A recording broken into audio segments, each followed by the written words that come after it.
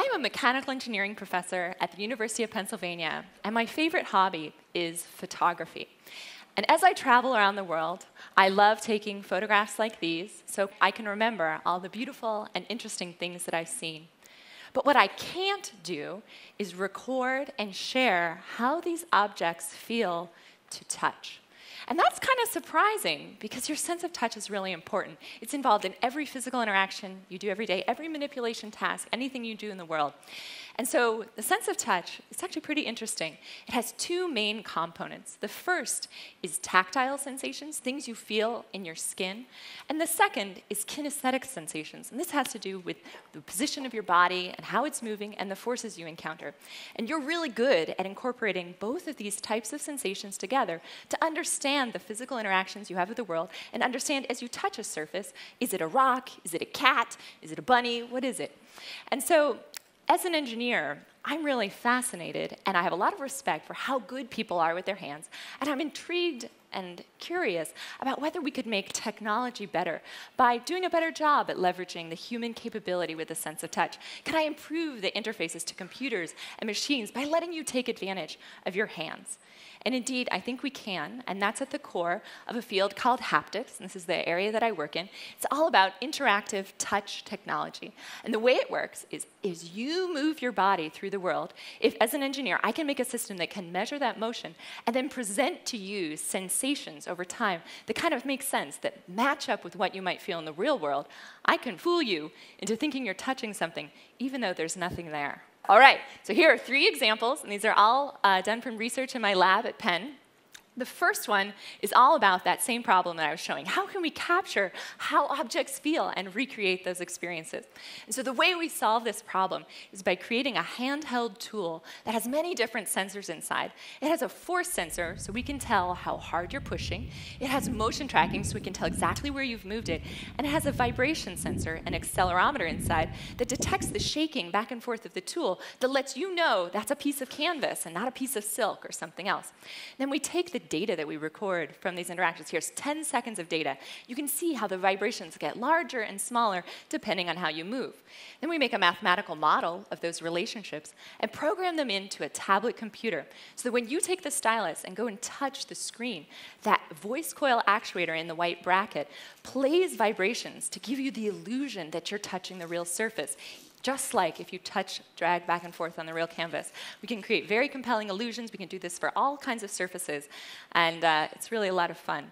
We call it haptography, haptic photography. And I think it has potential benefits in all sorts of areas like online shopping or maybe interactive museum exhibits where you're not really supposed to touch the precious artifacts, but you always want to. The second example that I want to tell you about comes from a collaboration I have with Dr. Margaret Maggio at the Penn Dental School. Part of her job is to teach dental students how to tell where in a patient's mouth there are cavities. And of course, they look at x-rays, but a large part of this clinical judgment comes from what they feel when they touch your teeth with a dental explorer. You guys have all had this happen. They go across. What they're feeling for is if the tooth is really hard, then it's healthy. But if it's kind of soft and sticky, that's a signal that the enamel is starting to decay. And these types of judgments are hard for a new dental student to make because they haven't touched a lot of teeth yet. And you want them to learn this before they start practicing on real human patients. And so what we do is we add an accelerometer onto the dental explorer, and then we record what Dr. Maggio feels as she touches different extracted teeth. And then we can play it back for you as a video with a touch track. So not just a sound track, but also a touch track that you can feel by holding that repeating tool. You can feel all the same things that the dentist felt when they did the recording and practice making judgments. So here's a sample one. Here's a tooth. It looks kind of suspicious, right? It has like all those brown stains. And you might be thinking, oh, we should definitely put a filling in this tooth. But truly, if you pay attention to how it feels, all the surfaces of this tooth are hard and healthy, so this patient does not need a filling. And these are exactly the kind of judgments that doctors make every day. And I think this technology that we've invented has a lot of potential for many different things in medical training because it's really simple and it does a great job at recreating what people feel through tools. I think it could also maybe help make games more interactive and fun and more realistic in the sensations that you feel. The last example I want to tell you about is, again, about human movement. So if any of you have ever learned sports, how do you get good at something like surfing? You practice. You practice some more and more, right? Making small corrections, maybe getting some input from a coach, learning how to improve your motions. I think we could use computers to help make that process more efficient and more fun.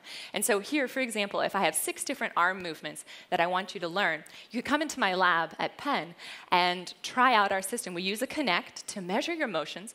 We show graphics on the screen, and then we also give you touch cues, haptic feedback on your arm, delivered by these haptic armbands, which have motors inside, and guide you as you move. So we put it together. As you're trying to track this motion, if you deviate, say maybe your arm is a little too high, we turn on the motors that are right there on their skin to let you know, hey, you should move down, almost like a coach gently guiding you and helping you master these movements more quickly and make more precise corrections. We developed this system for use in stroke rehabilitation, but I think there are a lot of applications, like maybe dance training or all sorts of sports training as well. And so now you know a little bit about the field of haptics, which I think you're going to hear more about in the coming years. I've shown you 3 examples, and I just want to take a moment to acknowledge all of the great students who work with me in my lab at Penn and my collaborators. They're a great group, and I also want to thank you for your kind attention.